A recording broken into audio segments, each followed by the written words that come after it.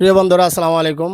আমরা রূপচাঁদ নামক ব্যক্তির ঘর নির্মাণের জন্য যে উদ্যোগ নিয়েছি যুবকদের নিয়ে, আজকে আমাদের ওই যুবক ভাইদেরকে নিয়ে আমাদের এলাকার সম্মানিত মুরব্বী, আমাদের মাতার তাজ আলহাজ সামিউল হক খোকা মামা, ওনার কাছে আমরা সহযোগিতা এবং পাশে থাকার এবং আমাদের উৎসাহ দেওয়ার জন্য একটু কথা শুনতে আসছি। উনি আমাদেরকে কিছু কথা বলবেন। আসসালামু আলাইকুম। মামা, এই যে যুবক পোলাপান আসছিল, পাশে ধরো, যুবক পোলাপান আসছিল ওই যে রূপসানের ঘরে একটা উদ্যোগ নেওয়ার জন্য।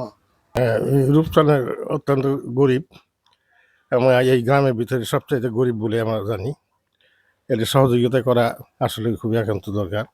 আমি মনে করি যে আমাদের এলাকা, এই শুধু এলাকা না, এই বেলোয়া ইউনিয়নের যারা বিত্তশালী আছেন এবং তারা এর প্রতি সহযোগিতা করবেন, আমি এই প্রত্যাশা রাখছি এবং সবাই মিলে আমরা এই সহযোগিতা করব।